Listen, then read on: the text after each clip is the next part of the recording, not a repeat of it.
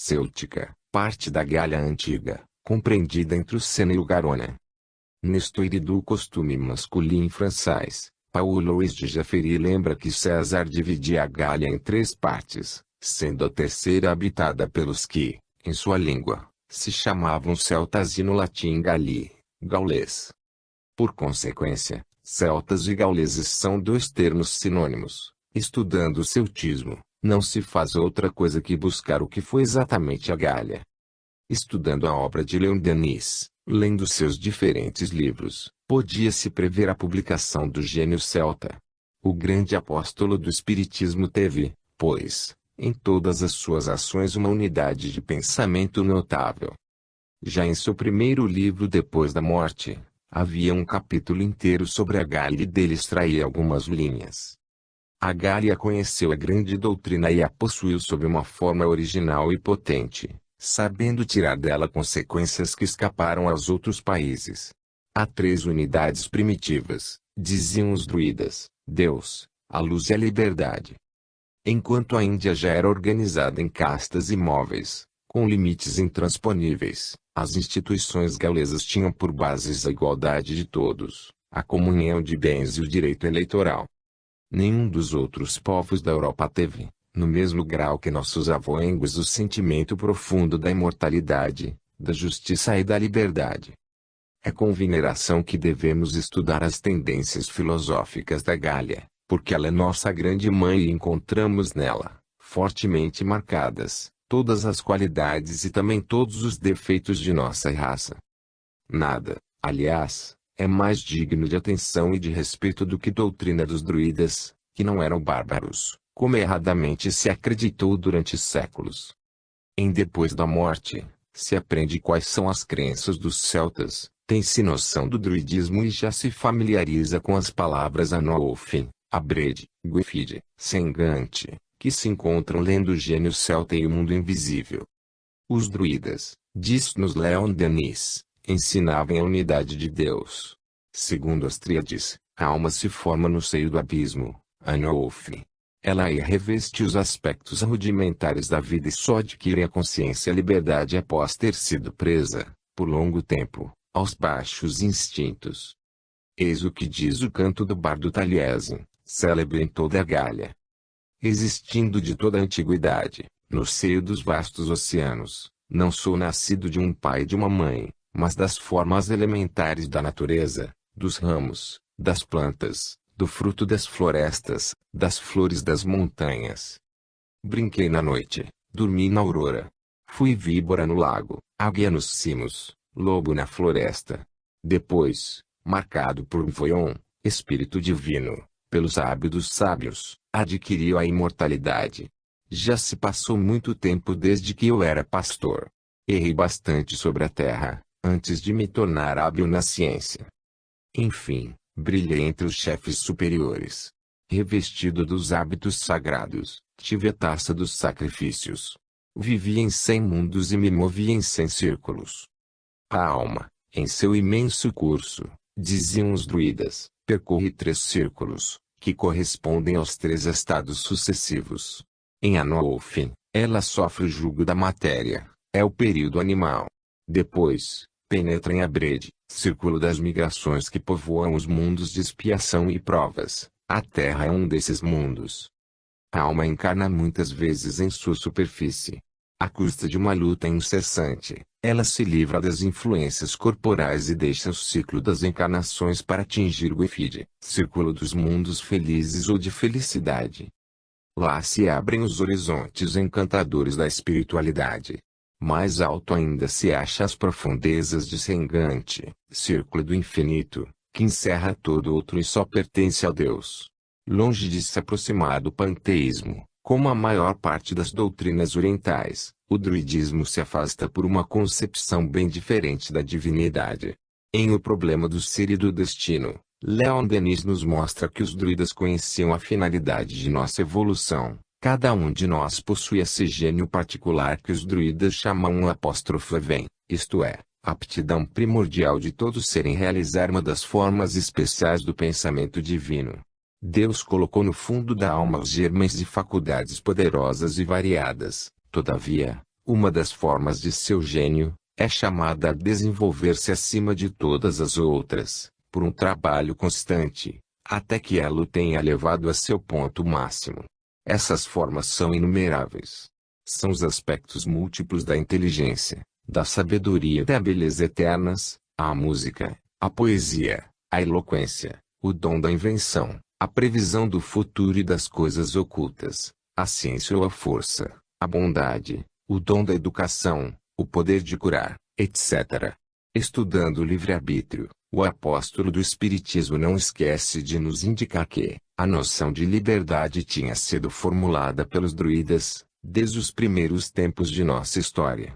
Ela está expressa nesses termos em as tríades. Há três unidades primitivas: Deus, a luz e a liberdade. As tríades são um resumo da síntese dos druidas. É como o evangelho para a religião católica. Poder-se observar que o ensino dos druidas se transmitia oralmente, como fez o ensino do Cristo. Durante cerca de meio século após a morte de Jesus, a tradição cristã, oral e viva, é como uma água corrente que cada um pode usar. Ela está divulgada pela pregação, pelo ensino dos apóstolos, homens simples, iletrados, com exceção de Paulo, versado nas letras. Só do ano 60 ao ano 80 é que aparecem as primeiras relações escritas. Em Joana d'Arc, médium, encontramos, igualmente, numerosas passagens onde Leon Denis se ocupa do celtismo. Quando ele descreve o campo loreno, não esquece de lembrar que toda a região é plena de lembranças célticas. Nossos antepassados tinham erigido lá um altar de pedra. Essas fontes sagradas, essas sombras austeras foram testemunhas das cerimônias do culto druídico. A alma da Gália vive e palpita nesses lugares. Sem dúvida, ela falava ao coração de Joana, como ainda fala hoje ao coração dos patriotas e dos crentes esclarecidos. Para Leon Denis, a coragem manifestada por Joana d'Arc, sua intrepidez, seu heroísmo, sua resignação diante dos sofrimentos, evocam, obrigatoriamente, as reminiscências da maneira de ser dos nossos ancestrais que temiam tão pouco a morte, que combatiam com o rosto descoberto e o corpo seminu, sabendo a que ponto nossos despojos mortais têm pouca importância, deixavam no campo de batalha os corpos dos que haviam cessado de viver. Em O Mundo Invisível e a Guerra, Leon Denis fala, igualmente, do celtismo. Ele mostra o que é o dia de finados na trincheira, em 1916, para um jovem soldado que, espírito e médium, medita longamente. A noite se estende sobre a planície. Entre as nuvens, estrelas projetam sobre a terra seus raios trêmulos, como provas de amor, de testemunhos da solidariedade imensa que liga todos os seres e todos os mundos.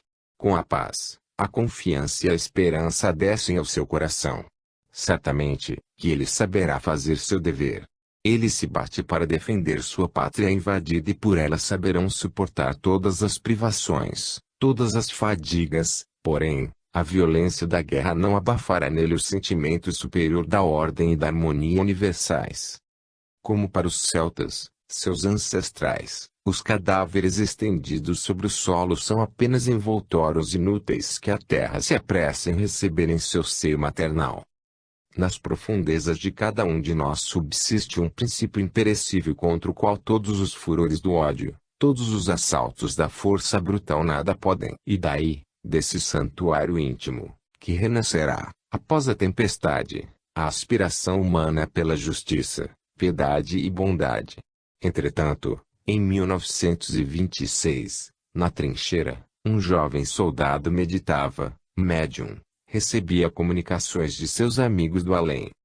Estudando o livro Cristianismo e Espiritismo, refutei os argumentos da crítica da obra de Leon Denis, feita em etudes, pelo reverendo padre Lucien Rory.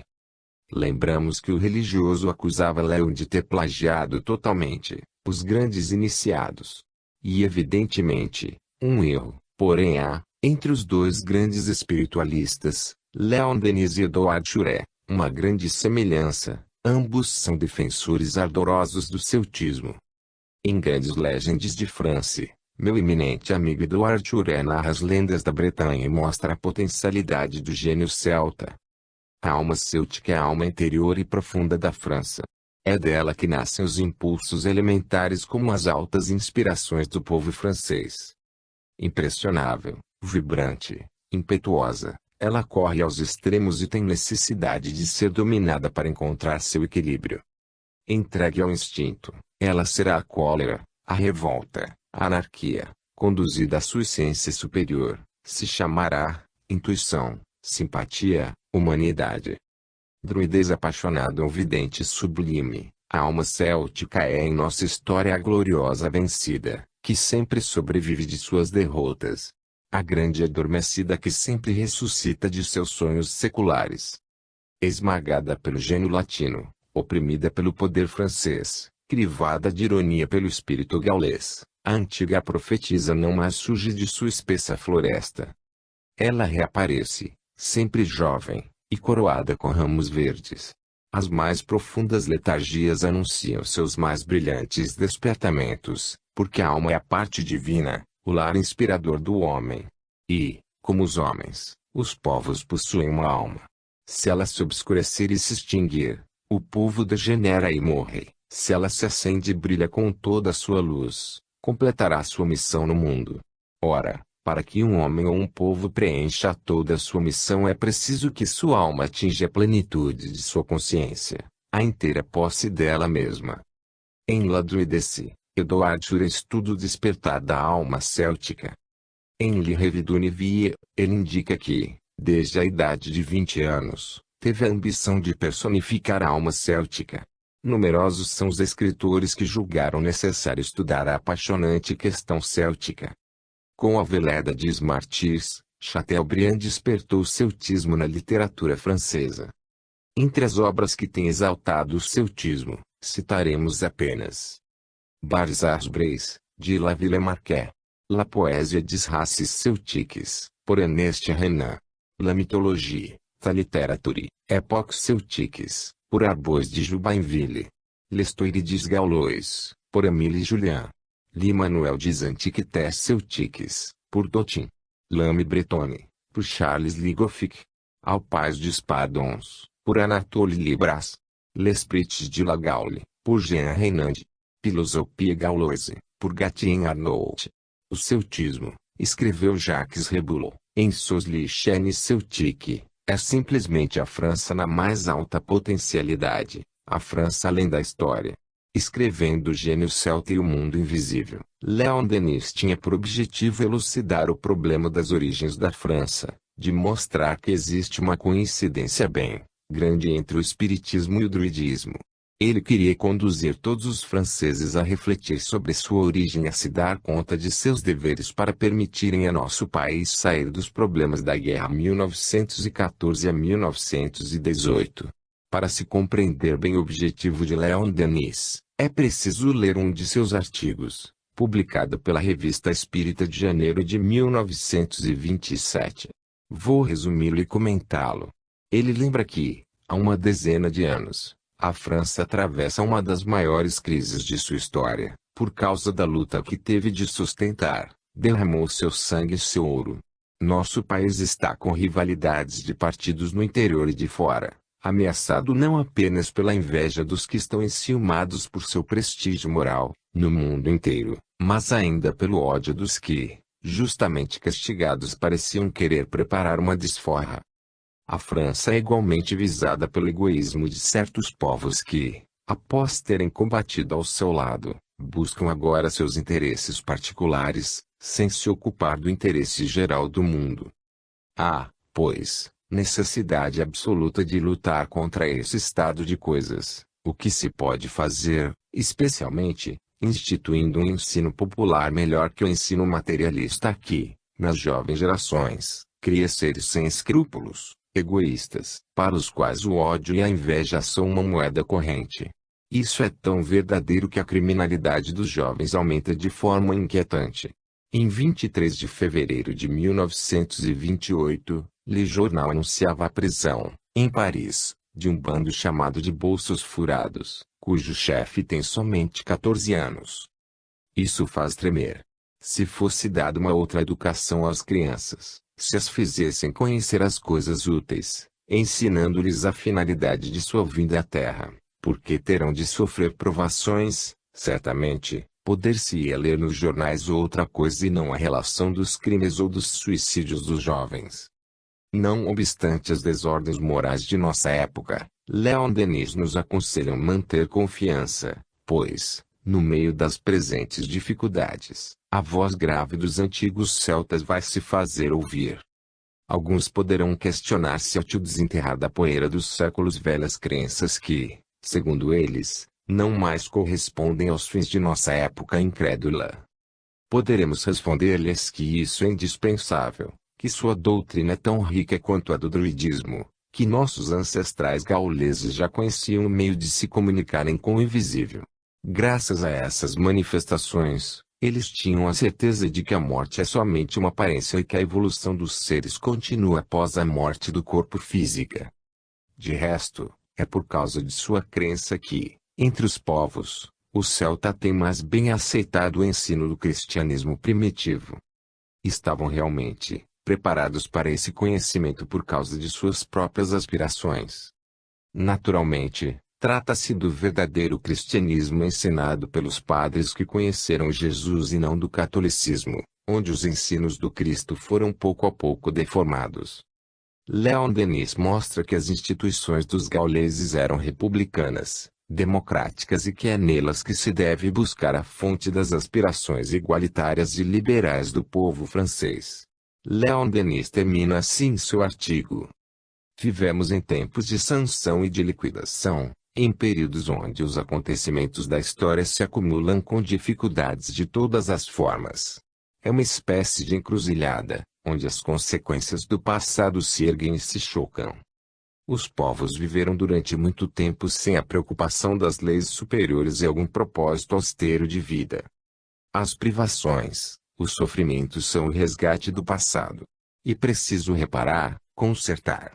É o purgatório sonhado pela Igreja, mas colocado ao lado do céu, porque ele existe em nosso derredor, nos estreitos campos de nossas reflexões, de nossas observações e demonstra a existência de uma justiça imanente da qual podemos livremente duvidar, mas que é preciso aceitar irresistivelmente.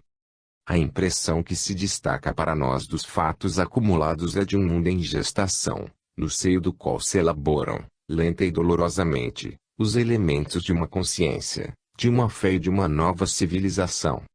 No meio da confusão das ideias e das forças em luta, mal distinguimos os traços da nova obra que se prepara, mas que se buscarmos indagar, constataremos que o espiritualismo, sob suas diversas formas, ganha terreno pouco a pouco, e que o materialismo recua. As massas sentem, confusamente, a existência das forças e do mundo invisível. Elas têm a intuição vaga de que a vida não se limita ao restrito campo que lhe traçam os horizontes terrestres e, no fundo das almas, desperta uma aspiração para qualquer coisa melhor e elevada. E preciso, pois, dirigir as aspirações de todos para uma possibilidade de felicidade geral.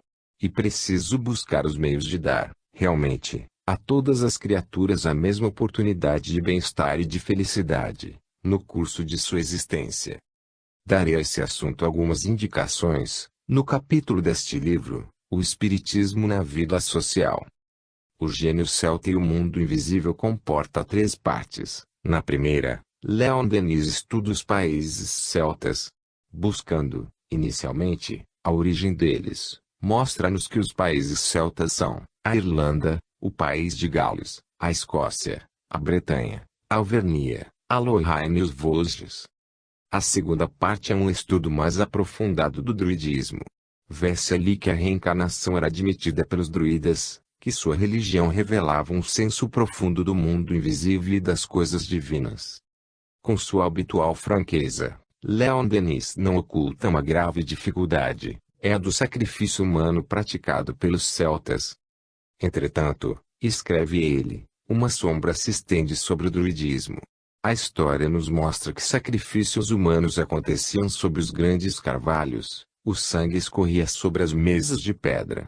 Reside aí, talvez, o erro capital, o lado imperfeito desse culto, tão grande sobre outros pontos de vista. Não esqueçamos, porém, que todas as religiões, em suas origens, todos os cultos primitivos se molharam de sangue. E preciso lembrar também os suplícios e as fogueiras da Inquisição, todas essas imolações que não são apenas atentados à vida, mas também ultrajes à consciência. Esses sacrifícios não são mais odiosos que os dos druidas, onde só figuravam criminosos ou vítimas voluntárias. É preciso lembrar que os druidas eram, ao mesmo tempo, magistrados e justiceiros. Os condenados à morte, os sacrifícios eram ofertas em holocausto àquele que era para eles a fonte da justiça. Era um ato sagrado e, para torná-lo mais solene, para permitir ao condenado entrar nele mesmo e se preparar para o arrependimento, eles deixavam sempre um intervalo de 5 anos entre a sentença e a execução. Essas cerimônias expiatórias não eram mais dignas que as execuções de nossos dias, onde vemos um povo que se diz civilizado passar as noites em torno de cadafalsos, atraído pelo aparato de um espetáculo hediondo e de impressões malsãs. Os sacrifícios voluntários entre os gauleses se revestiam também de um caráter religioso. Seus sentimentos profundos sobre a imortalidade os tornavam fáceis a nossos antepassados.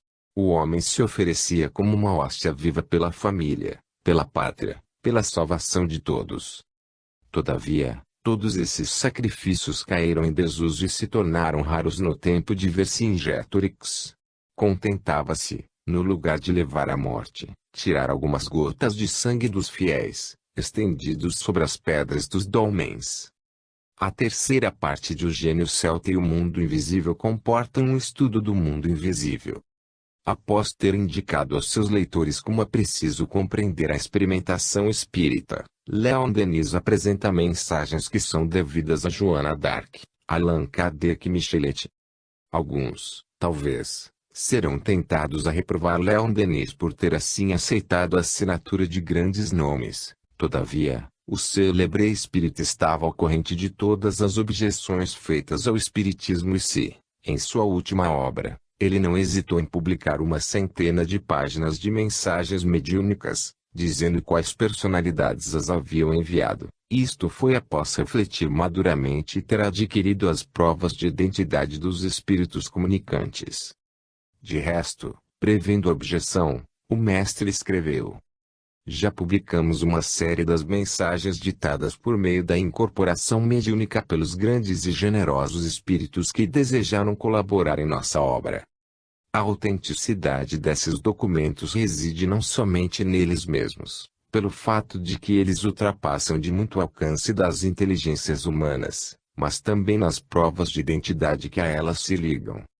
Assim, no curso de nossas conversas com o espírito de Allan Kardec, este entrou em detalhes precisos sobre sua sucessão e as discussões que surgiram sobre esse assunto entre duas famílias espíritas, com particularidades que o médium não podia absolutamente conhecer, sendo então um pequeno jovem descendente de pais ignorantes do espiritismo.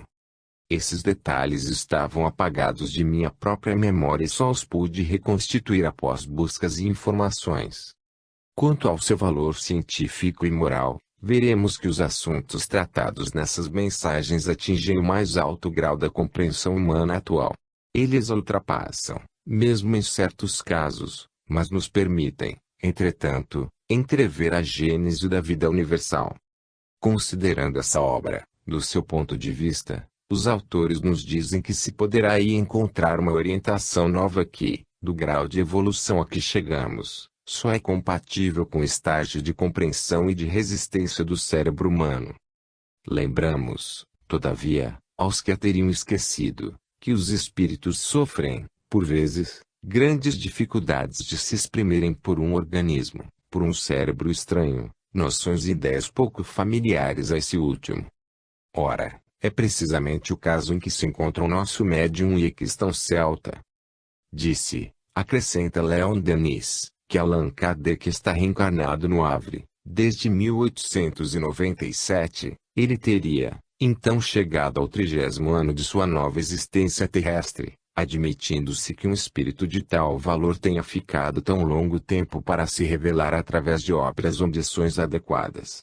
Aliás, Allan Kardec não se comunicou apenas em Tours, mas igualmente em vários outros centros espíritas da França e da Bélgica. Mesmo que Allan Kardec estivesse realmente reencarnado, isso não teria importância. Em fevereiro de 1928, numa conferência de propaganda que eu fazia em Douai, alguém pensou me impressionar muito, dizendo-me: "Você não pode conseguir nos fazer compreender tudo isso, pois pretende poder estar em comunicação com os mortos. Gostaria de admiti-lo, mas você diz também que os espíritos, após sua morte, deverão reencarnar. Se eu perdi meu pai e se ele retoma um outro corpo, 25 anos depois, não poderá, pois, nunca mais se manifestar?" Essa objeção não era tão embaraçosa como poderia parecer. Na primeira parte de minha palestra, havia com efeito demonstrado que a alma da criatura existe e pode manifestar essa existência com a ajuda das diversas mediunidades e, então, respondi. Ver, também, a Revista Espírita de junho de 1928, ao artigo de Gabriel Gobron sobre manifestação de vivos. Se um espírito deixa o além para reencarnar na Terra, isso não pode impedi-lo de se manifestar, pois a alma dos homens pode algumas vezes deixar o corpo físico. No momento em que a alma está desligada do corpo físico e pode assim manifestar sua presença, dois casos podem produzir-se: ou bem a alma se manifesta, lembrando-se de que está encarnada, ou assume sua capacidade completa e lhe é possível retomar a uma de suas existências anteriores. Portanto, mesmo no caso de uma prova absoluta de que seres estejam atualmente reencarnados, isso não impediria que, no curso dessa reencarnação, seu espírito possa manifestar-se e tomar, momentaneamente, não a aparência do que é, mas do que foi outrora. Isso comprova muito bem, mesmo se alguém puder provar que Allan Kardec está reencarnado, nós teremos o direito de dar às afirmações de Leon Denis todo o crédito que elas merecem e de acreditar que as mensagens dadas na terceira parte de seu livro O Gênio Celta e o Mundo Invisível são realmente mensagens de Allan Kardec, Jules Michelet, Espírito Azul e Casuli. Aliás, pouco importa que não queiram admiti-lo, seremos obrigados a reconhecer que tais comunicações são a emanação de um pensamento nobre, belo e justo. O Gênio Celta e o Mundo Invisível contém conselhos bem judiciosos e, se pudessem ser seguidos, chegaríamos a ser santos. De resto, o Espiritismo tende realmente a permitir a seus adeptos um melhoramento do ponto de vista moral. Procuremos, pois, difundi-lo e assim prepararemos para nós um futuro melhor e trabalharemos na renovação de nossa raça. Seria necessário, principalmente, uma educação espírita para as crianças. Numa atividade bem diferente do espiritismo, eu me ocupo, desde 1927, com uma pesquisa nas municipalidades da França para conhecer os progressos da higiene em nosso país. O prefeito de Libourne me escrevia que, desejando tornar seus municípios mais prósperos, não havia vacilado em pedir grandes sacrifícios para possuir escolas modernas. As crianças, antes das aulas, são obrigadas a lavar as mãos e escovar os dentes. Cada uma tem, naturalmente, numa pequena choupana, seus objetos pessoais e, assim, se ensina a essas crianças a necessidade de limpeza de que não se esquecerão durante toda a vida. Era preciso generalizar o exemplo de Libourne, do ponto de vista de higiene corporal. No que concerne à higiene moral, seria necessário ensinar o espiritismo, não somente aos adultos, mas também às crianças. Durante minhas viagens de propaganda, costumo muitas vezes falar a espíritas sobre a instrução de seus filhos e, por vezes, eles me respondem que não se deve falar dessas questões com os jovens. A meu ver, isso é um erro. Não esqueçamos nunca, quem é responsável pela educação das crianças, é capaz de mudar a face do mundo, como muito justamente escreveu Leibniz. Portanto, se quisermos transformar o que está errado em nosso país, e em nosso mundo, devemos ensinar o espiritismo às crianças. Nas horas de angústia, nos minutos de luta, pensemos na vida de Leon Denis e na sua obra. Acharemos, assim, a coragem para saber viver bem, principalmente viver, conforme nossas teorias, de dar o exemplo, de aplicar o ensino espírita e de nos lembrarmos das palavras de Sêneca. Não há homens que façam mais mal ao gênero humano do que os que vivem ao contrário do que ensinam aos outros viverem. Capítulo 13. O Espiritismo e a Vida Social. Entre suas obras, em seus numerosos artigos, que escreveu nas revistas francesas e estrangeiras, num grande número de conferências, nos discursos que pronunciou em diferentes congressos, Leon Denis muitas vezes mostrou a importância que ligava as consequências sociais do Espiritismo. Apesar de suas eminentes qualidades de tribuno que teriam podido fazer dele um homem político muito aplaudido, Leon Denis não se quis lançar nesse caminho. Tinha uma outra tarefa a realizar, que a de se envolver na política, com suas lutas muito ardentes e por vezes tão decepcionantes. Não obstante, no momento em que Leon Denis fazia maravilhosos esforços para levar ao conhecimento das massas a realidade do Espiritismo, a hora ainda não estava propícia para tentar pôr em prática, nos programas eleitorais, o ensino que decorre do Espiritismo. Leon Denis devia, pois, empregar todas as suas forças para levar às massas o ensino espírita, servindo-se, para tanto, não apenas de sua arte oratória, que fazia dele um orador muito convincente, mas ainda de sua faculdade extraordinária de descrever com encanto e poesia as questões por vezes tão árduas da ciência e da filosofia espíritas. Se eu estou assim tão afirmativo é pela conversa que tive com Leon Denis, em outubro de 1924. Na época, eu tinha a intenção de me envolver na luta política, tentando me contrapor às doutrinas de ódio e de inveja defendidas por certos utopistas descontentes, uma política baseada realmente na bondade, na solidariedade e na fraternidade. Como eu dava ciência a nosso mestre de minhas intenções, ele me felicitou, calorosamente, dizendo-me que, segundo pensava, a época era chegada para os espíritas que sentiam a capacidade de se lançarem na arena pela conquista de lugares que lhes permitissem, não melhorarem sua situação material, mas prestar, o mais possível, serviços à humanidade. Compreendendo que seria inútil apresentar oficialmente um programa espírita, o mestre me aconselhou a aproveitar a campanha eleitoral para falar de bondade, de solidariedade e de fraternidade. Encorajou-me a alicerçar minha atividade no ensino que decorre do Espiritismo. Lembrou-me, a seguir, a série de artigos publicados por ele, desde janeiro de 1924, na Revista Espírita, sob o título de Socialismo e Espiritismo. Eis como escreveu Leon Denis. Uma nação sem ideal, sem objetivo elevado, cedo estará transformada em pó. Para o futuro os círculos políticos mais oposicionistas devem inspirar-se num ideal superior, que se alie ao racionalismo mais profundo. A sociedade terrena, para prosseguir em sua evolução, deve renunciar ao materialismo, que é insuficiente, e se apoiar, daqui em diante, nessa noção mais alta das existências sucessivas da criatura e de uma vida universal regida pelas leis da equidade e da harmonia.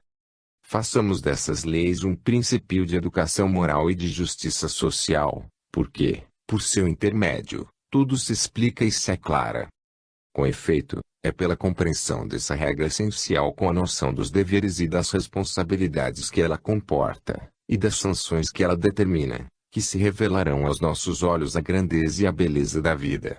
Acharemos ao supremo remédio para nossos males e a solução dos graves problemas da hora presente e do porvir.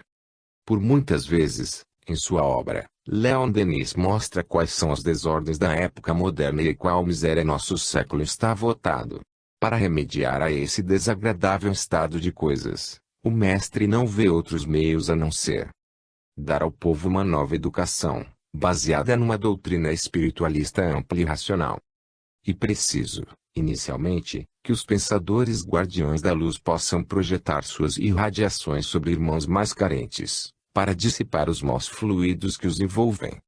Depois, sobretudo na escola, inculcar na juventude os princípios regeneradores, porque não se corrige uma sociedade heterogênea, mas é preciso começar pela infância e preparar a obra dos séculos. E necessária uma concepção simples, nítida e clara da vida e do destino. Depois, para coroar a educação popular, uma alta moral livre dos preconceitos de seitas e de castas, impregnada de piedade para com todos os que sofrem no mundo, homens e animais, sendo esses últimos frequentemente vítimas inocentes das brutalidades dos homens. A inveja e o ciúme criaram o ódio entre as classes pobres. É preciso eliminar o ódio do coração humano, porque com ele não há paz, harmonia nem felicidade possíveis. O ódio não pode ser vencido pelo ódio, disse a sabedoria antiga. Só pode ser vencido pela bondade, pela benevolência e pela tolerância. Convém não se deixe de lembrar aos escritores e aos inovadores seus deveres e suas responsabilidades. Pela pena e pela palavra, eles podem, muitas vezes, fazer o bem ou o mal. Que eles se lembrem de que seus artigos e seus discursos podem ser para cada leitor ou cada ouvinte um motivo de elevação ou de regressão. O pior dos papéis nesse mundo consiste em trabalhar constantemente para envenenar as almas. E preciso mais tolerância nos costumes e não lançar anátema aos que pensam de forma contrária à nossa. Agrada-me, de minha parte, reconhecer que entre os contraditores, há pessoas de mérito, dignas de consideração e de estima. A nova educação deverá insistir na noção das vidas sucessivas, porque se essa grande doutrina não vier aclarar os caminhos do homem na terra, a incerteza persistirá para ele com as vacilações, os erros e todos os males que decorrem da ignorância dos fins. Conforme penso, Leon Denis aí exprime, em excelentes termos, o único meio de se obter uma humanidade melhor. Todavia, para alcançar esse resultado, convém fazer os esforços necessários a fim de que espíritas sinceros se tornem legisladores e administradores dos bens públicos. As consequências sociais do espiritismo seriam, assim, pouco a pouco aplicadas e a humanidade melhoraria. Estou tão certo de não me enganar que passei da teoria à prática. Tentando fazer triunfar nossas ideias, escolhi, em 1925, um dos quarteirões de Paris, representado por muito tempo por revolucionários, e ali iniciei uma luta árdua. Foi assim que, no quarteirão de Bercy, distrito X, fui candidato ao Conselho Municipal. Durante os 6 meses de minha campanha, aproveitei todas as ocasiões para pregar aos moradores desse quarteirão a solidariedade e a bondade sob todas as suas formas e em todas as suas consequências, em oposição com a doutrina da Revolução. Naturalmente, meu programa comportava possibilidades de melhoramento social e tentei explicar que o melhor meio de conseguir a felicidade humana é, de uma parte, afastar os egoístas, protegendo, de outro lado, contra os desagradáveis sentimentos de ódio e de inveja, os que ainda não os possuem. Fazendo assim, poder-se-á obter uma colaboração eficaz do capital, do trabalho e da inteligência. Essa colaboração é o único meio prático de se assegurar uma paz social, verdadeira. Fui, pois, candidato num quarteirão onde era desconhecido de todos os moradores, em outubro de 1924.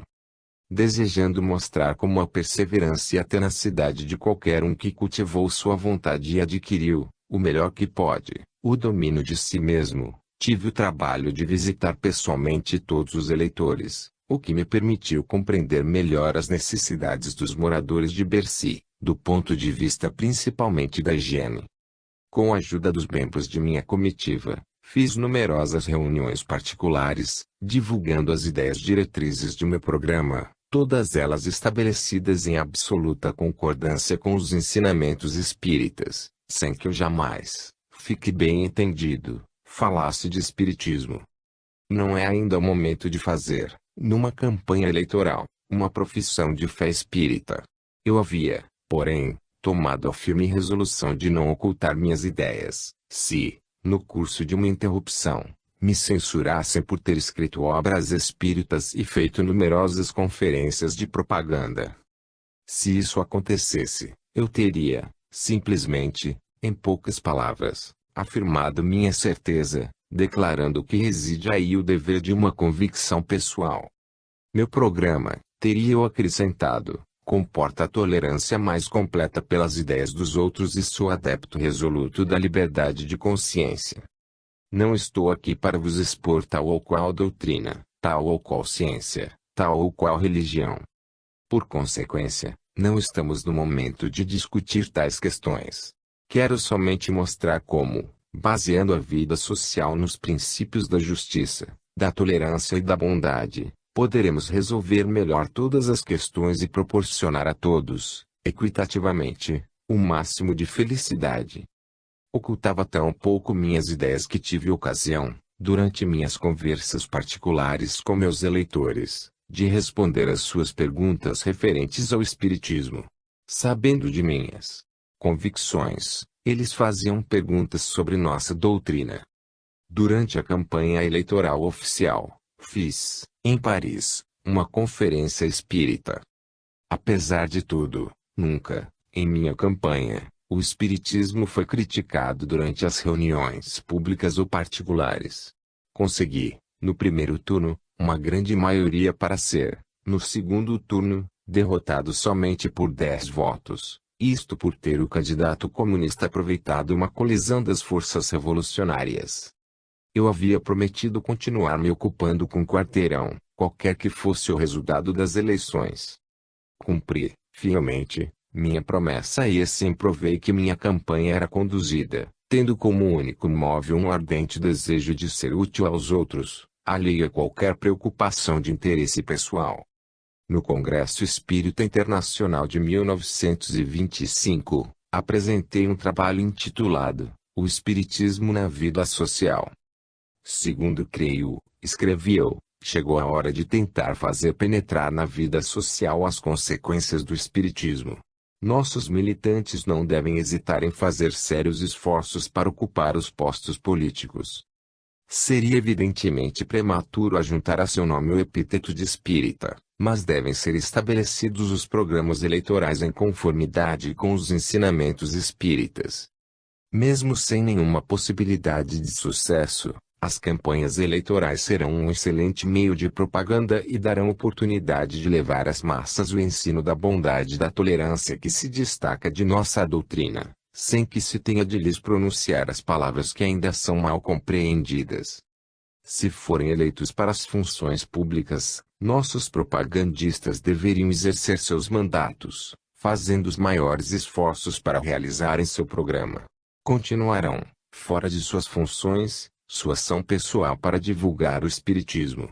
Não vacilarão, se for necessário, em afirmar, com muito tato, suas convicções, mas somente quando houverem adquirido junto a seus colegas a autoridade moral necessária.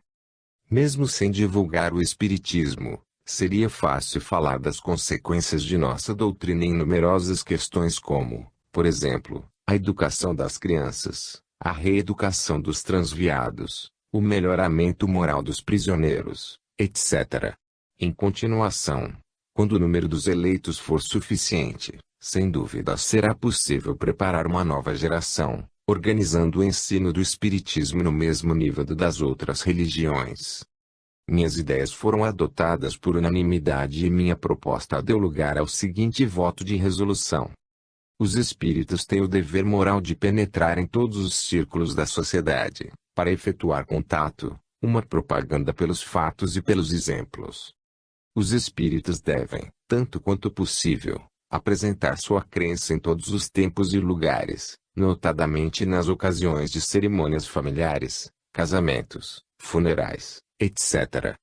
Assumindo essa atitude, estava, de resto, seguindo, exatamente, os ensinos de Leon Denis. Em 28 de fevereiro de 1886, nosso mestre fazia, em Mans, na Salle de la Crypte, uma conferência intitulada A Filosofia da Revolução. O relato aparece em L'Espiritisme e eu não faria melhor senão lhe publicar uma parte. Leon Denis expõe a situação da sociedade francesa, antes de 89, e as modificações trazidas pela Revolução. Ele fez destacar a grandeza de alma dos homens de 93 e seu heroísmo, em presença da morte. Onde buscavam eles essa energia que os sustentava no meio desse intenso drama e porque os republicanos de nossos dias são tão pequenos ao lado deles. Eis o segredo de sua força, Os homens de 93 acreditavam numa lei superior de progresso e de justiça e essa lei eles queriam aplicar na vida social e no governo dos povos. Os homens da convenção acreditavam num ser superior e na imortalidade da alma. Robespierre o afirmou em seu discurso de 18 Floreal, ano 4, quando disse: essas duas crenças são sociais e republicanas e a convenção, proclamando esses dois princípios, em nome do povo francês, institui a religião natural, fora de qualquer culto ou sacerdócio. O conferencista, após se ter levantado contra o ateísmo e o materialismo, cujas consequências são deploráveis, apresenta provas da existência de uma causa superior como se deduzindo da ordem e da harmonia que reinam no universo. Depois, chegando à imortalidade da alma, ele apresenta saindo, cientificamente, dos fenômenos espíritas, obtidos, em todos os pontos do mundo, das experiências de Crookes e de Wallace, e dos fenômenos do magnetismo lúcido. Ele termina, afirmando que todos os fatos agrupados e interligados por uma síntese moral se tornarão a religião científica da humanidade. Leon Denis nega aos materialistas e aos ateus o direito de se declararem os herdeiros de 93. O materialismo, disse ele, é um perigo social, que leva o homem ao desespero e ao suicídio no qual ele relaxa sua dignidade e diminui a energia na adversidade. Da mesma forma que a idolatria e a superstição que em suas consequências lógicas terminam no arbitrário e no despotismo, o ateísmo, em seus resultados políticos, conduz à dilapidação das forças sociais e à anarquia. O materialista considera o homem como uma máquina movida por instintos. Ora, não há, para uma máquina, nem liberdade, nem responsabilidade, nem leis morais de seguimento aos deveres e a república só pode viver apoiando-se em deveres. Sem um ideal superior, sem a fé no futuro, sem crenças racionais, não há costumes viris, nem grandeza moral para um povo. Com o materialismo, os apetites e os instintos dominam sozinho e a besta selvagem reaparece no homem. O conferencista apresenta as provas da existência de uma causa superior e aponta a ordem e a harmonia no universo. Em abril de 1880, sob o título A Política e o Espiritismo, Leon Denis publicou em L'Espiritisme o seguinte artigo: a república é a forma mais lógica, a mais completa da liberdade e pode fazer a verdadeira igualdade entre os homens, não rebaixando os grandes ao nível dos pequenos, porém, dando aos pequenos os meios de se elevarem, gradualmente, ao nível dos grandes pela instrução gratuita, liberdade de trabalho e de associação e uniformidade nos direitos. Todavia, para realizar, para manter tal forma de governo em sua pureza e grandiosidade, é preciso haver almas dignas e virtuosas. Uma nação republicana é um vasto organismo, um grande corpo, onde cada eleitor é um membro. O Estado vale o que valer o cidadão. Se o cidadão é correto, justo, esclarecido, o Estado será grande. Se ele é egoísta, ignorante e vicioso, o Estado será fraco e miserável. Republicano significa quem se governa e se rege, em todas as esferas de sua atividade.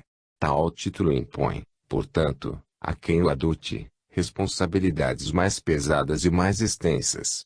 Exige mais méritos e um certo valor intelectual e moral. Sob um tal regime, a sorte do país está nas mãos do povo e é ele que, por sua escolha e seus sufrágios, prepara seus próprios destinos. Ora, o perigo se torna grande, se o direito e a liberdade forem usadas sem discernimento. É o que acontece na França. Os republicanos se dividiram em grupos inimigos. As rivalidades, os ódios e as inúmeras competições criaram a instabilidade. Os ministérios sucumbem, uns após os outros. A crise se torna permanente e os sintomas de descontentamento já se manifestam.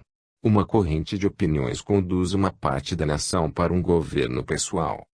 Após tantas revoluções, tanto sangue derramado, tantos esforços e tantos sofrimentos para obter a liberdade, passamos a maldizê-la e nos desgostarmos dela.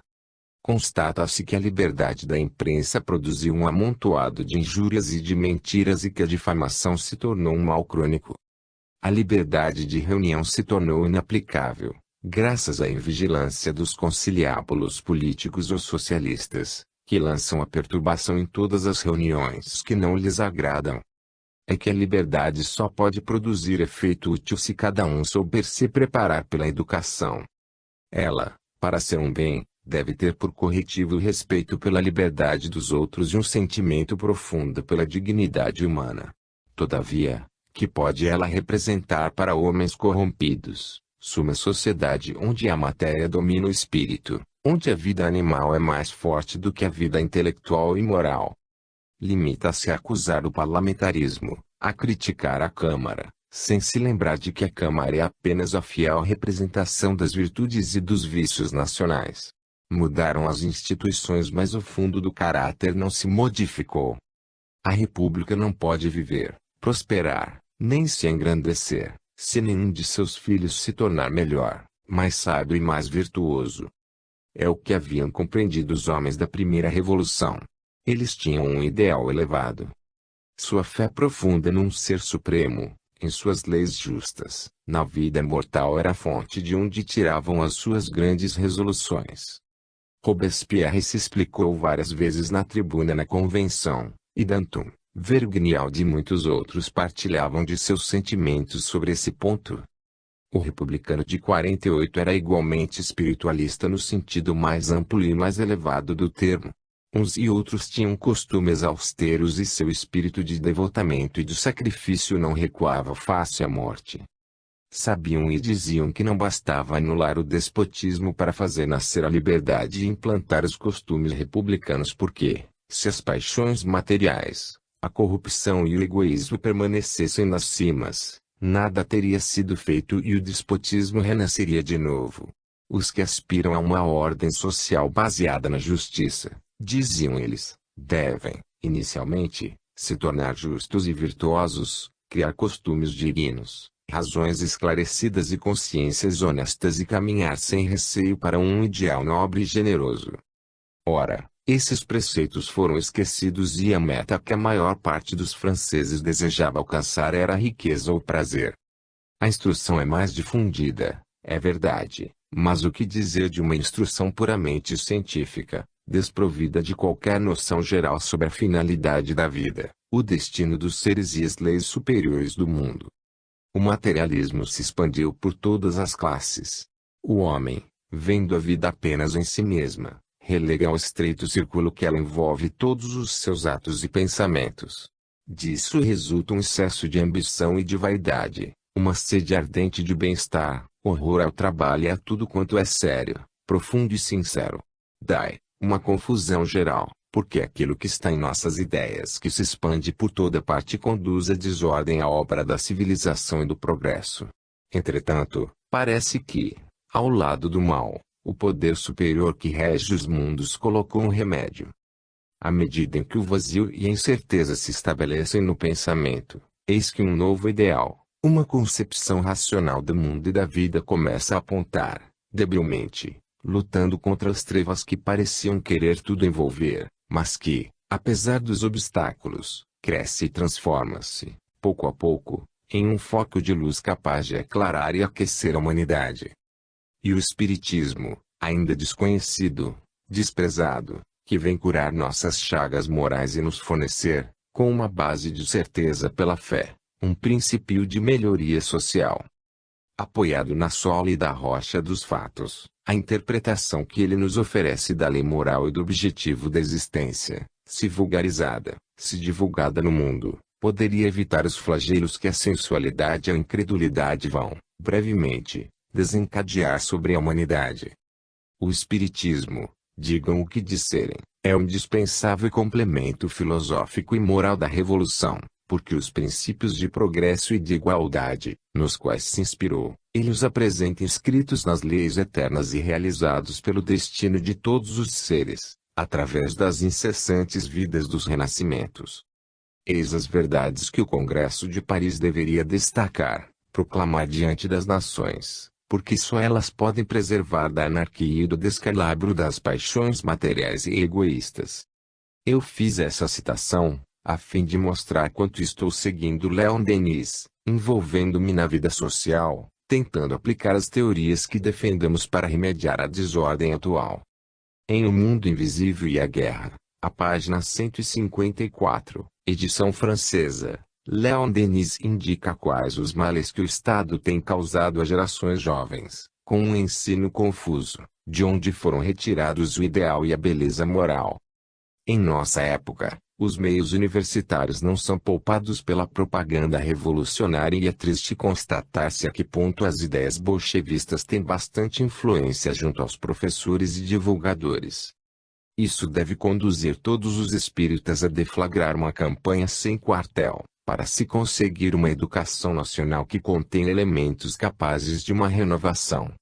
Como Léon Denis escreveu em O Mundo Invisível e a Guerra.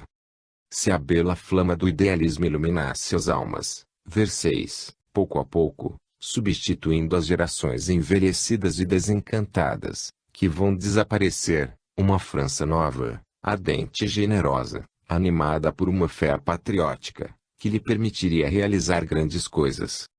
Desde 1902, Léon Denis havia julgado necessário atrair a atenção do presidente do Conselho sobre a importância, para a França, de uma mudança nos métodos de ensino. Também, escrevia-lhe a Combes, senador e presidente do Conselho de Ministros, uma carta aberta, cujos termos encontramos em La Revue Scientifique et Morale du Spiritisme, ano de 1903, página 525. Acho útil reproduzi-la. Em uma das recentes sessões da Câmara, o senhor afirmou, com coragem, diante da representação nacional, sua fé espiritualista. O senhor reconheceu a impotência da escola leiga para transmitir todo o ensino moral necessário e acrescentou que a ideia religiosa era uma das forças mais poderosas da humanidade. Suas palavras tiveram, no país, imensa repercussão. Elas são como um eco da consciência pública, alarmada pelos numerosos sintomas de decadência e de decrepitude moral que aparecem por todas as partes e que só pode ser atribuída à ineficácia do ensino oficial. O senhor afirmou, além disso, que o método de observação aplicado ao estudo do mundo moral e da consciência assegura a sobrevivência da personalidade humana e lhe abre os horizontes da eterna verdade e da eterna justiça. A ideia religiosa, termo natural e lógico da pesquisa científica, se liga muito estreitamente às mais ensimas aspirações da alma, para que o professor da universidade possa ignorar e lhe recusar, em seu ensino, o lugar que lhe cabe. Aí estão nobres sentimentos expressos numa bela linguagem, mas que são partilhados por bem poucos dos que têm por missão esclarecer a alma do país.